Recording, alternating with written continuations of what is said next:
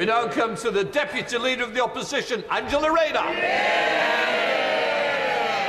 Thank you, Mr Speaker, and it's a pleasure to welcome yet another Deputy Prime Minister to the dispatch box, the third Deputy that I've faced in 3 years. And you know what they say, the third time's a charm. And I'm also pleased to note, Mr Speaker, that the Prime Minister has a working-class friend, finally. I seem to remember that after the loss of 300 Conservative seats at last year's local elections, the Right Honourable gentleman resigned, saying someone must take responsibility. After 1,000 more Conservative councillors had been given the boot by voters, who does he think is responsible now?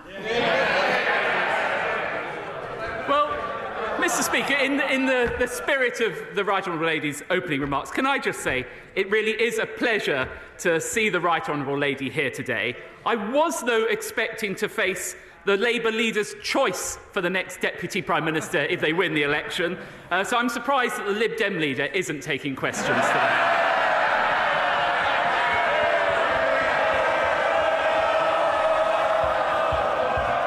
Mr Speaker, you will forgive me, Mr Speaker, you will forgive me if I take the Right Honourable Lady's predictions with a pinch of salt. After all, she confidently predicted that the Right Honourable Member for Islington North would one day be Prime Minister.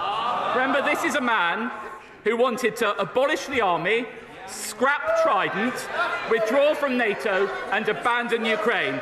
And what did she say to that? She couldn't wait for him to be Prime Minister. Deputy Prime Minister. Mr Speaker, it's absolutely amazing that while the Labour Party is preparing to govern with a Labour majority, his party is starting to prepare for opposition, Mr Speaker. And this week, at the National Conservative Conference, a member for Devisers blamed the country's problems on a new religion. He even hit out at the dystopian fantasy of John Lennon. The member for Pentonstone and Stockbridge said identifying falling birthing rates is the overarching threat to the UK. She criticised woke teaching for destroying children's souls and causing self-harm and suicide among people. And the Right Honourable Member for North East Somerset really let the cat out the bag when he said parties that try to gerrymander end up finding their clever schemes come back to bite them, as dare I said we found when insisting on voter ID. The Right Honourable gentleman opposite, while working in Number 10, said he had to listen to the radio every morning to find out what was really going on in the country. Apparently, he was surprised on a daily basis by what he learned. And most of his time was spent on day-to-day crisis management. 11 years on, Mr Speaker, nothing has changed. Deputy Prime Minister. I'm not quite sure what the question was there, Mr Speaker.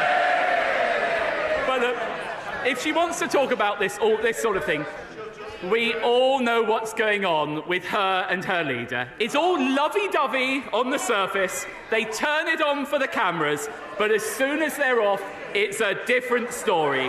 They're at each other's throats. Mr Speaker, they're the Phil and Holly of British politics.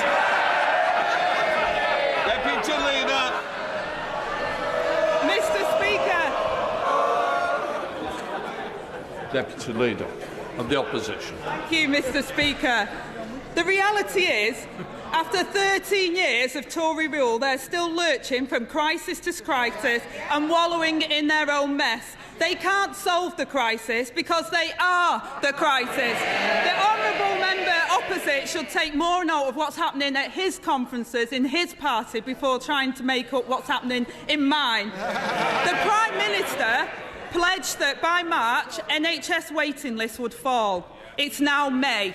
So can he tell us, since he made that pledge, is the number of people waiting on late waiting lists higher or lower? Mr Speaker, we are making good progress, for example, with two-year waiting lists. But the Right Honourable Lady seems to forget a crucial fact. The United Kingdom experienced an unprecedented pandemic. Right before COVID, GP satisfaction was high. Delayed discharges were half. Ambulance targets were being met. And she knows that right now, in Labour-run Wales, exactly the same challenges are being faced. The difference between us is, on this side of the House, we've got a plan to fix it, while she's too busy playing petty politics.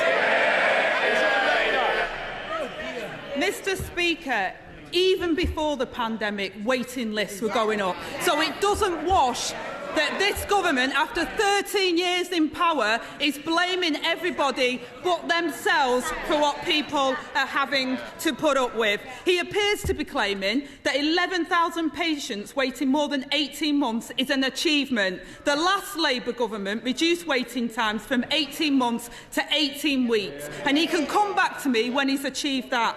The fact is, Mr. Speaker, waiting lists are longer than when the Prime Minister made his pledge 5 months ago. The number of people in England waiting to start hospital treatment is the highest since records began. 7.3 million patients left waiting. Now, I know the Prime Minister has his own private GP, so maybe he doesn't appreciate the urgency. But he's left people like my constituent Carol waiting for over a year for an urgent appointment, moved from waiting list to waiting list with appointments cancelled again and again. So if not now, when will waiting lists fall? Order. It'll continue till I hear the end of this question. If I get any more interruptions, it will take longer. Angela Rayner. Mr. Speaker, they don't want to hear the question because they know the answer. They know the answer is that they failed the British people. So when will waiting lists fall? Deputy Prime Minister. Well, I would gently say to the Right Honourable Lady, that if she cares that much about access to our healthcare, why is she opposing our minimum service levels? They will provide core emergency services with vital cover during healthcare strikes. Does she not think that vulnerable patients deserve that level of care, or is she too weak to stand up to her union paymasters? Angela Rayner. Mr. Speaker, we all want minimum service levels. It's this government that have failed to provide minimum service levels in all of our trains, in all of our public services, because they've run them down and mismanaged them for the last 13 years. Now, it's not just waiting times, Mr. Speaker. 13 years after the Landmark Marmot review into child poverty, Sir Michael says this government is on track to make child poverty worse, with more than a quarter of our children living in poverty last year. When I was a young mum, I remember the sick feeling in my stomach not knowing if my wages would cover the bills. Yet his government has taken a wrecking ball to measures by the last Labour government to eradicate child poverty, even abolishing the child poverty unit. They tried to justify this by saying they no longer needed a child poverty unit because they've abolished the child poverty targets. So can he tell us what level of poverty he considers to be a success? I'd say to the Right Honourable Lady, this comprehensive schoolboy is not going to take any lectures from the party opposite about the lives of working people. What I would say is that we have introduced record increases in the national living wage, something that this party introduced, the party opposite failed to do so. And we have taken 1 million working-age people out of poverty altogether. That is the record of my party, and one of which I am very proud. Angela Rayner. Mr. Speaker, the last Labour government made it their mission to reduce the number of children in poverty by 1 million. We achieved that. Under the Tories, child poverty is nearly back to the level it was when Labour last inherited the Tory mess. After 13 years of the Tories, they're stuck in a conveyor belt of crisis. And while his party is preparing for opposition with their Trump Tribute Act conference over the road, Labour are focused on fixing the real problems facing British people. The Tories have picked their side. They're for the vested interests, for the oil companies and the bankers, for those that are profiting from the crisis and not suffering from it. Whether it's failing the millions of people anxiously waiting for treatment or overseeing a rise in child poverty. And while his colleagues spout nonsense at their carnival of conspiracy, I want to know, When will his party stop blaming everybody else and realise that the problem is them? Mr. Speaker, I will proudly defend our record in office. Crime down 50%, near record levels of employment, a record minimum wage. And what, Mr. Speaker, what's their record?